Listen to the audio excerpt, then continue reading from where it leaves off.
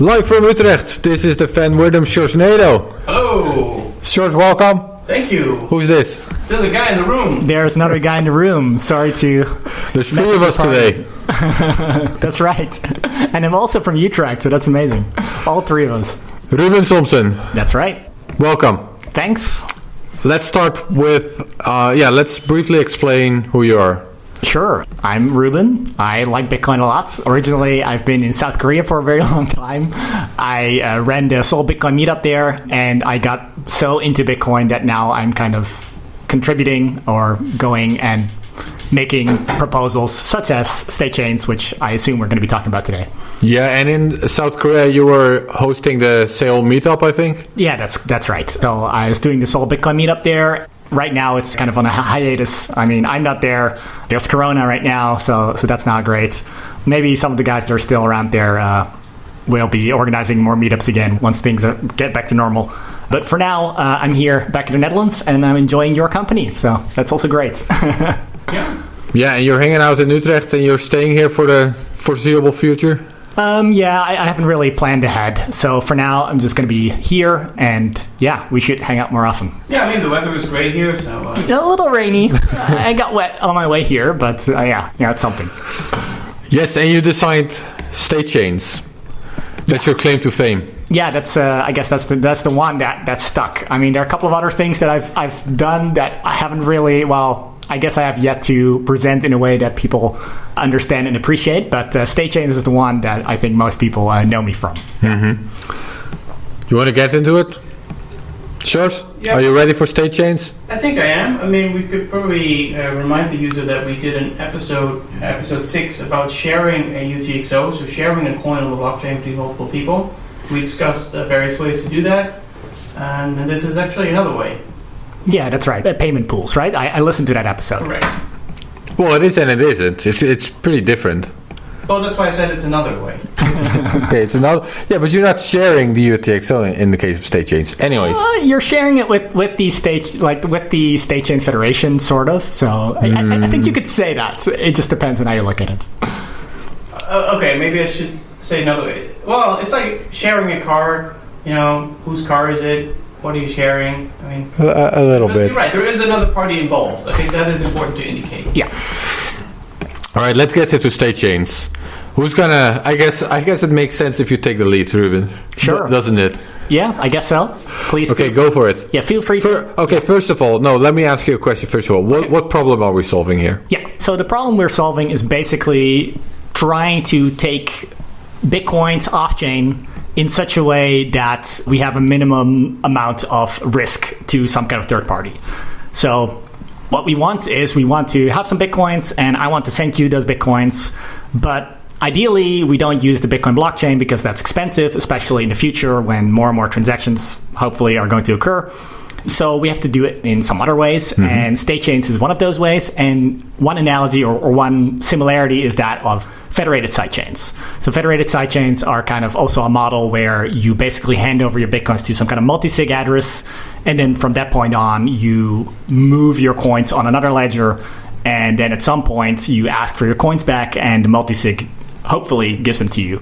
This is kind of like that, but more secure and kind of a different model because you're transferring entire UTXOs. So it's not like with a sidechain you could send any kind of fraction of a Bitcoin and you could take those out. But here that's not the case. Here there's a UTXO on the blockchain, and I can either transfer that whole thing to you or not. Yeah, that's actually why I figured it's not sharing UTXO. You either have it or you don't.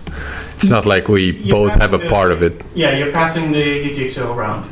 Yeah. But it is possible to send it to two people. So you don't necessarily have to send it from Alice to Bob. You could send it from Alice to Alice and Bob. So then it becomes a payment pool or a channel or whatever you want. I didn't actually know that. Let's get into that once we've explained Statechains themselves. Okay. Yeah, so the way I wrote an article about it a while ago, like over a year ago. Yeah, that was and sort of the first step I took was what you can do if you own a UTXO is just instead of send the transaction, just send someone the private key. Yeah. Okay, the reason you can't actually do that is because the person can keep the private key, keep a copy of it, and still send the coin. So that's the first problem you sort of need to solve here, right? Yeah. So how do we solve this problem?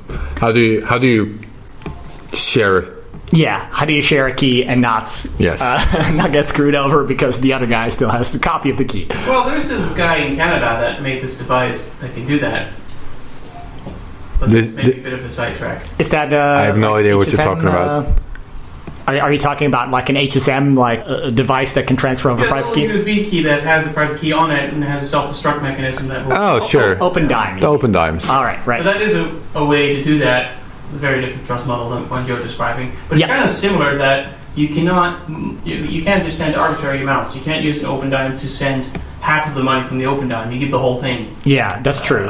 And in that sense, Statechains are a bit similar. Yeah, you could say it's like a virtual open dime where there's some kind of federation that is kind of like the replacement of the open dime functionality to ensure that that private key doesn't actually do anything funny. Enough with the sidetracks. Yes, I don't think the analogy is as useful as I was hoping. So let's just get into it. Yeah. Yeah, so essentially, instead of having one key that you transfer over from Alice to Bob, say, there are two keys. And one key is with a federation. Or, if you want to, for simplicity, you could just say a single server, but a federation would be more secure. And essentially, you do two things. You hand over your key, Alice hands over her key to Bob, and then simultaneously, she requests the server or the federation to sign a off-chain Bitcoin transaction that assigns the Bitcoins, that assigns the UTXO to Bob. And this means that if the federation, if the state chain disappears, Bob can just send that transaction to the Bitcoin blockchain and get the Bitcoins. And we have a dispute mechanism, or in this case, it's utilizing L2, that ensures that even though Alice also has a copy of an off-chain transaction, Bob's copy basically goes first or has a priority. Okay, one step at a time. Yeah. First of all, we need a federation, or it could just be a trusted server, but a federation is a bit more secure. Yes. Okay, so the first thing we're doing is we're securing this UTXO in a multisig. 2 out of 2. Yes, right? That's the idea. Yeah. So that way, if I'm Alice, I give my private key to Bob. Yeah. Then Bob cannot yet spend the coins without the server helping out, right? Yes. And the same for me. Like when I first put my money in the UTXO, I can spend the money without the server helping out, or the federation. I'm using the two in a confusing way, perhaps. But whether it's a federation or a server, you need someone's help. That's 2 of 2. That part is easy. The hard part is... First, so I think there's 2 big problems. The first big problem is, what do you do if the federation is unresponsive? Yeah. Okay? Because if the federation is unresponsive, then you can't get your money out. Yeah. I can't get my money out if the federation is unresponsive. So we need a solution for that. Mm-hmm. And the solution for that looks a lot like Lightning. Yes. If your counterparty isn't responding anymore, you can still get your money out. And the way you do that is with a pre-signed transaction that sends coins in a specific way to a new output where it can be spent either with cooperation, like either sort of in the original way in cooperation with the server, or after a week you just get the funds. Yeah, that's right. Yeah. Right, okay. So that's how I would set it up at first. Yes. But then I'm sending money to Bob. So I'm sending my private key to Bob. I'm just giving him my private key as a way of paying him. Yeah. So now the server has to help Bob. But it also means Bob has to be able to get his money out if the server is unresponsive. Yes. So therefore, Bob also needs this backup transaction. That's right. So before I send the private key to Bob, I actually first cooperate with the federation or the server. Yeah. To set up a backup transaction for Bob, and only when Bob has the backup transaction will he also accept the key as a form of payment. That's right. Right? Yeah. So once both of these have occurred, the payment is basically complete, and before that, the payment would not be accepted by Bob. So yeah, absolutely right. And thanks for. I think you're very good at explaining these things, and also in your article. So I just want to say, thanks for rewording this, because I think this is really useful for our listeners. Thank you. Are you still with us, Sjors? Yeah, partially. So there's there is a multi-sig involved in this or not? Or yes. 2 different conditions? Okay, so there's actually 2 multi-sigs if we use the Federation. Well, and that's why we need Snore, I think. Yeah, let's just call it a server. Federation and just have one server with a private key on it, just to keep it simple. Sure. So keep in mind that this could be a very complicated thing, but just call it one server. Yeah. So the server creates an address or something where it creates a private key, and then there's a multi-sig between the server and Alice. Yes. That's where the money's at. So they both have to sign in order to move it. They both have to sign in order to move it. Before the money is moved in. That's right. Yeah. So Alice already has a transaction where she can reclaim the Bitcoin, similar to kind of how when you set up a Lightning channel, before you set it up, you sign a transaction where you get your coins back if cooperation fails.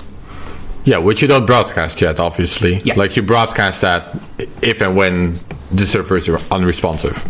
Yeah, and then so the way you move with Bob is now Bob creates the same transaction to him. Yeah, well, Alice has to do that for him because Bob is not in control yet. So Alice asked the server to create another off-chain transaction, but now sending the money to Bob. And then Alice hands her private key, or rather the transitory key, as I call it, because it's not really Alice's key. It's the key that goes from one user to another user. That one then gets handed over from Alice to Bob. Next question. The way this works, so Bob has his backup transaction.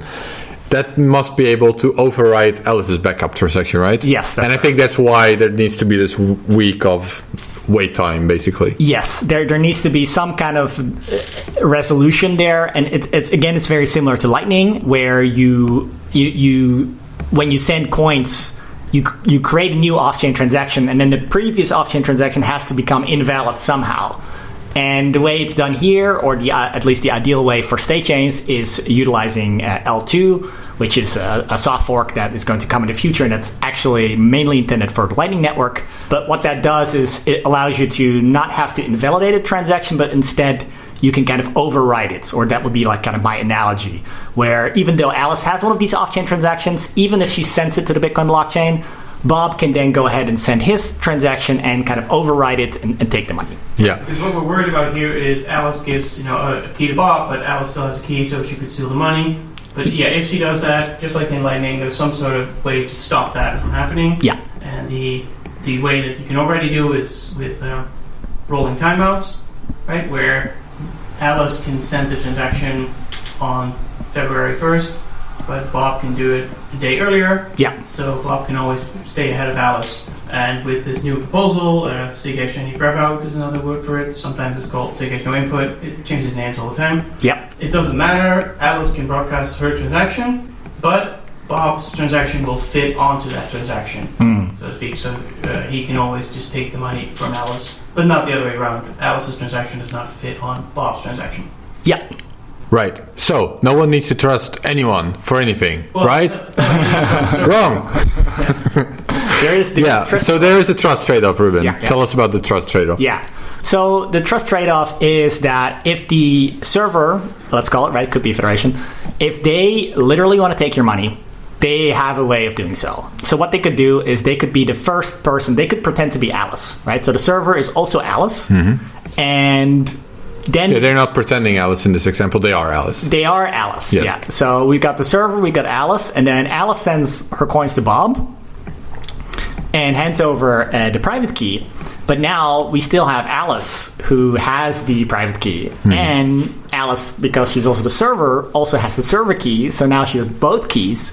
And so even though the money went to Bob, Alice and the server can just cooperate, or if they're the same person, it's very easy for them to cooperate, and take the money back. So that would be the main kind of way in which this can go wrong. Yeah, so to emphasize this, because I'm not sure if we've made this very clear so far, the idea is that the server will only ever cooperate with the last recipient of the funds. That's what the server is supposed to do. That's what we're trusting the server with. Only the last person who received the funds, that's the only person you sign along with. Yeah, that's correct. So that's also how the server can cheat, by being one of the previous recipients of the funds or colluding with them, and that way not keeping to the original idea of only signing in cooperation with the last recipient and thereby stealing the funds. Yeah, that's right, because Bob would not have asked the server to sign anything, yet the server signs the coins and takes them. So that would be a violation of what the Statechain server is supposed to do.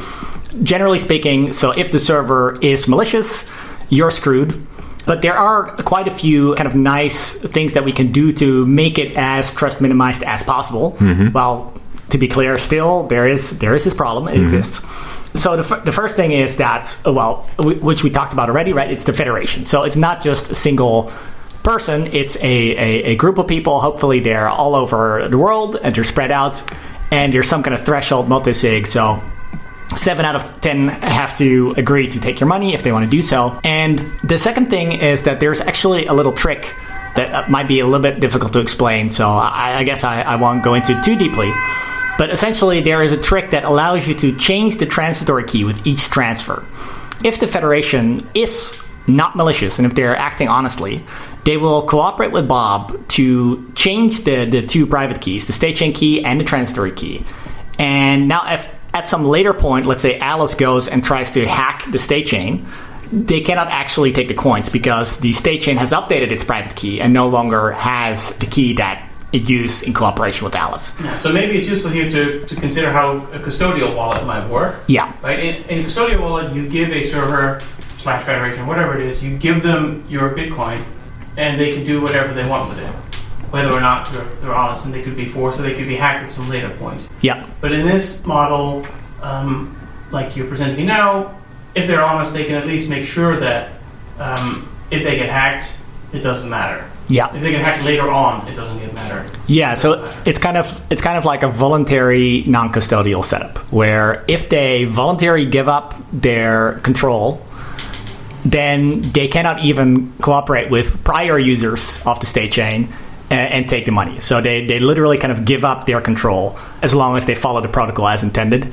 And so while this doesn't protect you against a malicious Statechain, it protects you against third parties that might attack the Statechain, might hack them, or maybe there's a court order and then they cannot actually comply because they don't actually have the keys to take your coins. Yeah. Interesting. And another point that we kind of got to earlier, there's also the situation of what happens when the entity disappears, right? So if a custodial wallet disappears, well, you're just out of luck. If your money is stuck in that place, you need to go through the traditional court systems. I think it's similar with a system like Liquid, where you have a federation that controls the whole sidechain. If they go offline, the money stays in that federation or a subset of it. Whereas here, at least if without any malicious actors, things break down, you still get your money back. Yeah. So it's very subtle, the trade-offs, and I would imagine for a novice user, they would not be able to understand those differences, and also sometimes you can't even verify the differences because you don't know from the outside the difference between a malicious server and a non-malicious server because it's not written on the server. That's true. One that says, well, I'm trying not to be malicious, but yeah. Yeah, there would have to be some kind of reputation involved, right, where you know that federation somehow is reliable. Yeah, so that's kind of an important point to make, right? So with the federated sidechain model, you have kind of a minority can refuse to give you your coins. If it's 6 or 7 out of 10 multisig, then that means that 3 or 4 people, if they refuse to sign, you're not getting your coins back. So this minority can actually freeze your coins. Whereas with this model, you need the majority to literally take the coins from you. Otherwise, you're going to get your coins back. So that is roughly a doubling in security, depending on how you look at it.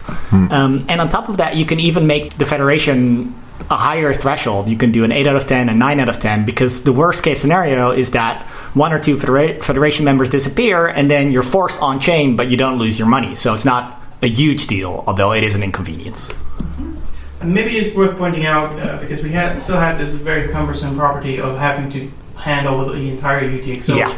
And as you've mentioned, you can actually build a channel inside of this thing, just like we discussed in the previous episode. Yes. Yeah. So the interesting thing is that basically all the scripting functionality of Bitcoin is preserved and is kind of done outside of the Statechain itself. So the server doesn't really have to know anything. It just signs for whoever the owner is, and it doesn't have to look at what it's signing. And in fact, these can be blind signatures, ideally. If the thing that the server is signing is a transaction that sends the money to Alice and Bob, we have essentially created a Lightning channel that we've opened on top of a state chain. And what's particularly useful and interesting about this is that you now have an off-chain method of creating Lightning channels. It kind of solves the main issue of the state chain, which is that, well, I have a 1 Bitcoin UTXO, but I want to send you 0.5 Bitcoin. How do I do that? So now I can open a channel and immediately give you 0.5 Bitcoin, and this can happen off-chain, and basically I'm onboarding you onto the Lightning Network immediately. And then as long as we cooperate, we can then just go ahead and use it as a regular Lightning channel. Yeah, or you can balance the channel to the exact right amount and then... Wait, am I saying that right? Am I just repeating what you just said? I'm not sure what you're getting at, but even if the channel is imbalanced, right? Like, let's say we have a channel, and at some point I just send all my money to Sjors. Well, now we can kind of close the Lightning channel, and it just becomes a regular state chain UTXO again, but now Sjors is the owner instead of me. Yeah. No, I agree. I was just going to repeat what you just said because... Which is also useful. Yes. No, but no, that wouldn't have been useful. You explained it just fine. Okay, so is anyone working on this? Yeah, so there is, in fact, an implementation that's being worked on now by a company called Commerce Block. And they are considering we don't have this L2 SIG any prev out soft fork yet. They are restricted in the degree to which they can make kind of the full picture happen. And one of the things that I think will not be possible for them is to have this be some kind of Lightning channel. That is probably not going to be possible, or at the very least, they're going to have UTXOs that are going to expire the more you transfer them. So this is what Sjors was explaining earlier. If you want to do it without L2, you basically have kind of a ticking clock that goes down. So the first thing is that you have to start with a high clock. You have to start with 1 year from now. And then with every transfer, you probably, like, ideally you want a week between each transfer. But okay, so maybe because of this limitation, you do it 1 day. So you count down 1 day. Well, that means that you only have 365 transfers until you're at 0. And now your UTXO needs to be refreshed on chain. So that's kind of one of the downsides of the implementation. But that said, like, I think it's realistic to try and utilize what you can utilize instead of waiting for a soft fork, because these things can take a long time. Schnorr's been taking a long time. Who knows how long SIG any prev out is going to take. I hope we're going to get there soon, but at the same time, that's not how you build actual protocols today. You gotta it also helps a soft fork, right? If you have something that actually needs it. So the case for a SIG any prev out can be made just by Lightning, just by looking at Lightning actually exists now. There's all sorts of complications with it that people have shown. Hey, SIG any prev out will make that just easier.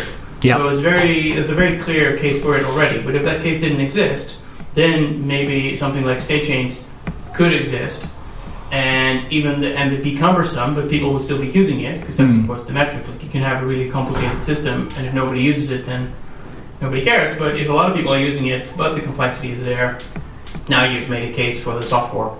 So it can be useful to try something with a suboptimal technology just to see if there's any demand for it, because maybe there's none. Maybe people don't care about it. Yeah, that's too many trade-offs. That's a good point.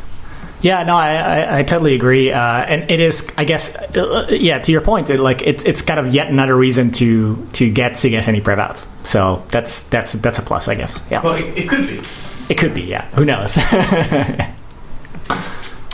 We haven't mentioned what part of this is actually called the state chain, I think. Okay, yeah. So, go ahead. The chain? Where is the chain? Yes.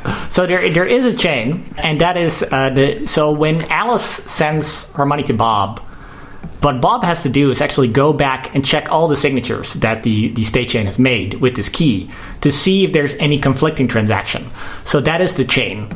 There's going to be a chain that is just linear for each UTXO, where the entire UTXO goes from Alice to Bob to Carol to Dave. And with each transfer, there's a signature from the state chain, and that is the chain. That is the state chain. Mm-hmm. It's very simple state, linear state, and just transferring basically ownership of the signing rights, essentially, of the state chain key from one person to another. Yeah, and I think that's also what makes it obvious if the Federation or the server tries to cheat at any point. Yes. If you publish the chain. Yes. That's another part where you mentioned you could make the chain itself public in a privacy-friendly way, so that the participants can see whether the server is doing a double spend. Yes. Yeah, no, that's exactly right. So this is, I think, a difficult point for people to comprehend, but an important one, which is that what if I have two states, essentially? So I have Alice to Bob and I have Alice to Carol, and I just make sure that Bob only sees Alice to Bob and Carol only sees Alice to Carol, and now there's one UTXO, but there are two owners, and only if they go on chain will they figure out what's going on. And even in this scenario, eventually they'll find out, and eventually the state chain will be dead. But if it's, let's say, a very successful state chain and people don't go on chain very often, this could mean that for a couple of months the state chain is just cheating, and then eventually people find out. But by then, it has half the coins. Not ideal. So for that reason, ideally you have some kind of chain that contains every UTXO that it controls, and ideally you do so with a so-called sparse Merkle tree, which has basically one slot for every possible hash you can imagine. And that means that if you have a single UTXO, there's only a single slot in which it could fit. So you could never publish both Alice and Bob, Alice to Bob, and Alice and Carol at the same time. Right. So what does the slot look like? It's the hash of the UTXO, the hash of the transaction? Yeah, it would be. And then the new owner, latest owner. It would be probably the hash of the public key of the state chain. So the state chain has a different public key for every chain. So, and ideally you don't really tell it which UTXO it controls. It doesn't really have to know that information. So it would be the key with which the state chain signs, that would be the slot. Right. At least some derivative of the UTXO and some derivative of the owner. Yeah. Public key, essentially. And you can see, or you look up the UTXO and you see that there's only that you're the actual owner according to the thing that's published. Yes. And so. So yeah, where is it published? Where would you? Yeah. So one way of doing it would be to have another peer-to-peer network where people share the chain, essentially. But actually, what's interesting, one thing you can do is you can use the Bitcoin blockchain and just publish on there. So you would have, for every 10 minutes, you would publish a new hash or a new set of hashes if you want a faster chain. And that would mean that it's kind of you're utilizing Bitcoin as a censorship resistance, where only one chain is published. So if in the Alice to Bob, Alice to Carol scenario, both Bob and Carol, they go to the Bitcoin blockchain, they check the hash, and then they check their specific slot for the UTXO they own, and they would figure out that Bob owns it or Carol owns it.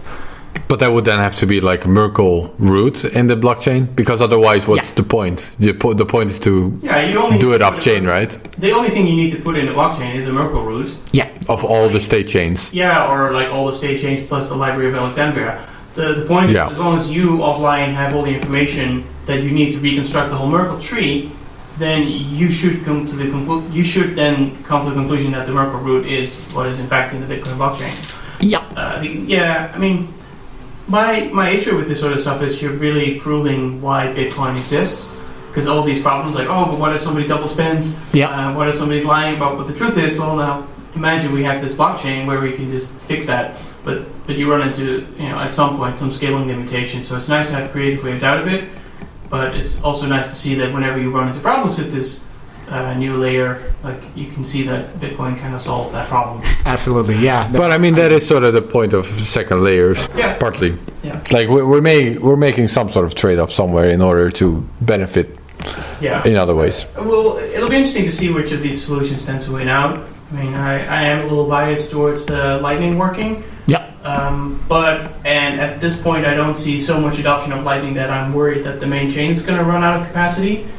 In other words, we don't necessarily need another layer below or above Lightning. Yeah, I agree. But obviously, and also my experience with human behavior is that people will absolutely ignore the next scaling problem until they hit the face. Yes. So, Segwit got deployed a lot faster when fees went up. Yeah. And my guess would be that if and when Lightning hits serious capacity issues, because you can't close channels anymore if too many people do it at once, then people will look at all these proposals like Statechains and then the other things. Payment pools. Yeah, payment pools, and then they start really seriously implementing them. But then they notice that there's all sorts of practical problems they hadn't really thought about in the theoretical observations. Ruben has thought of everything, I think. I don't think so. I'm trying, but no. Obviously, once you get to the actual implementation, you run into issues, and there are definitely like some more complex issues that are kind of difficult to even explain now on a podcast like this. So I definitely think that it's not going to be that easy. And Lightning is a perfect example. Like to your point, Sjors, like the Lightning Network, in theory, it's relatively simple to understand. I mean, not super simple, but now, if you look at how it's working in practice with the routing and everything, it's like super complex.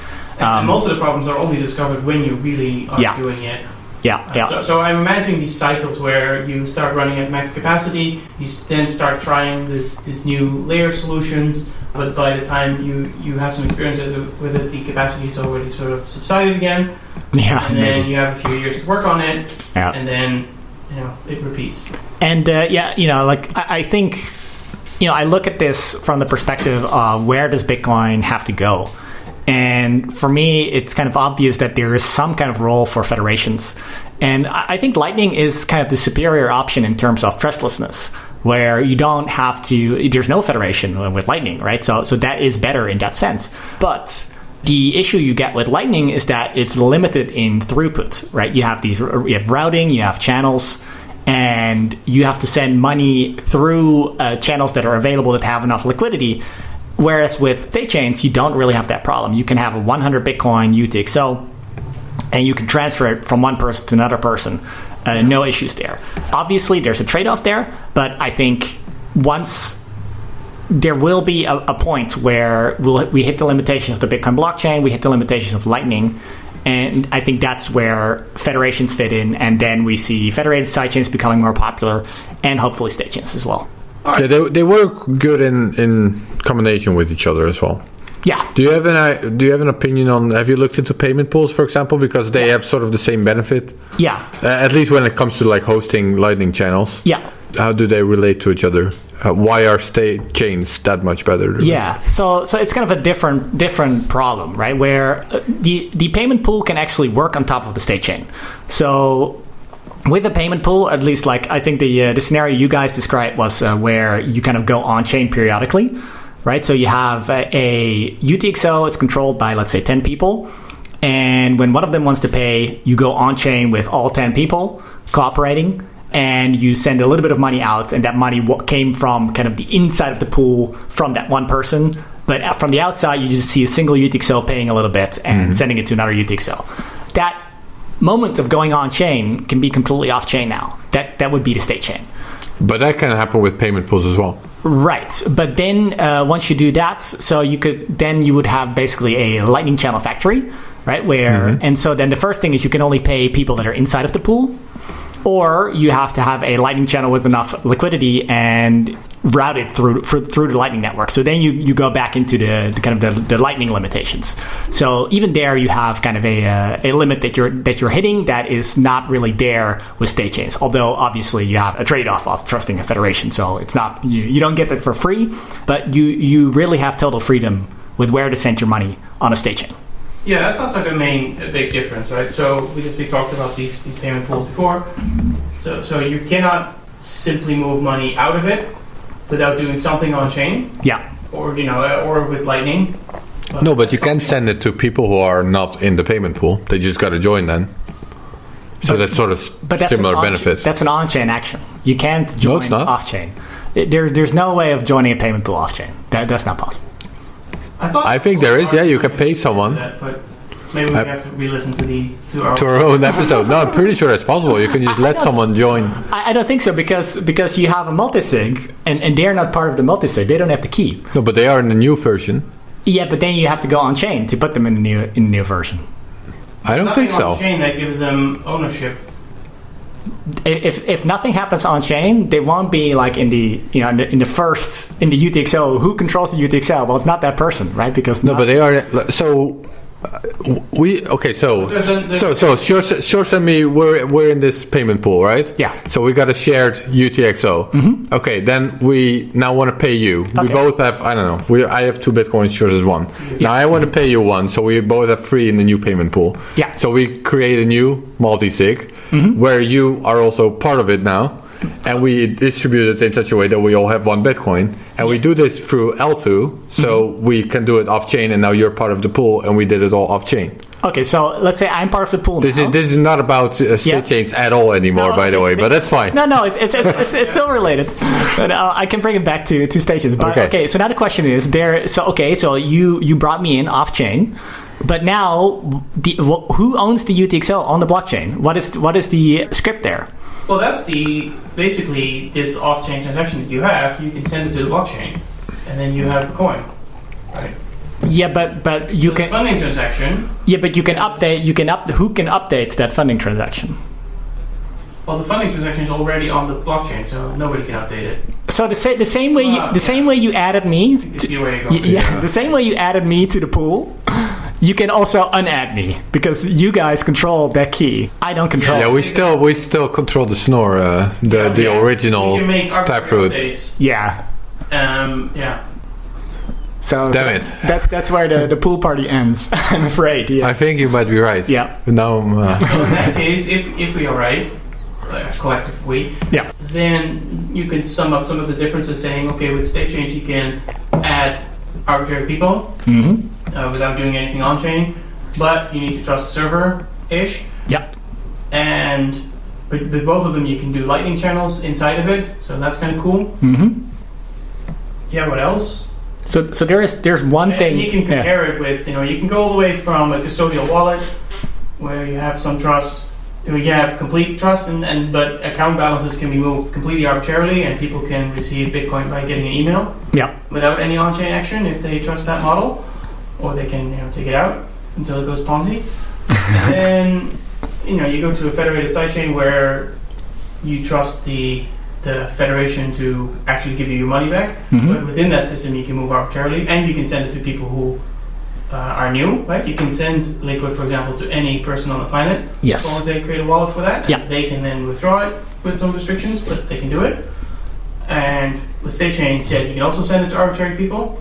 And then, with the coin pools, you cannot send it to arbitrary people. That's right. So that's kind of where it goes down. And with Lightning, you most certainly can send to arbitrary people because you also need to have inbound capacity to receive. So that's another barrier, but it's completely trustless.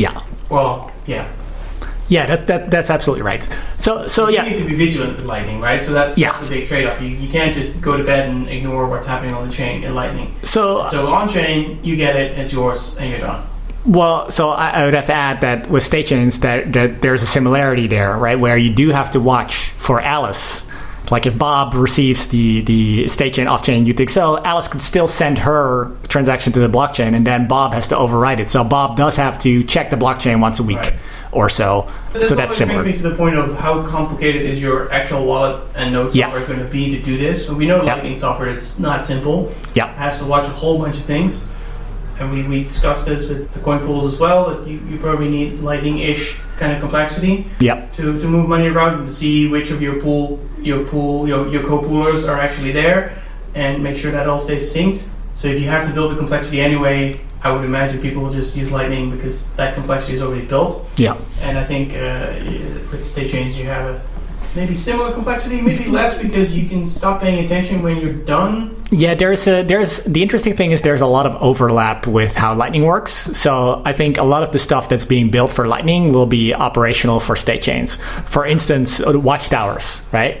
So there are all these proposals to have other people look at the blockchain on your behalf and send a certain transaction when something occurs.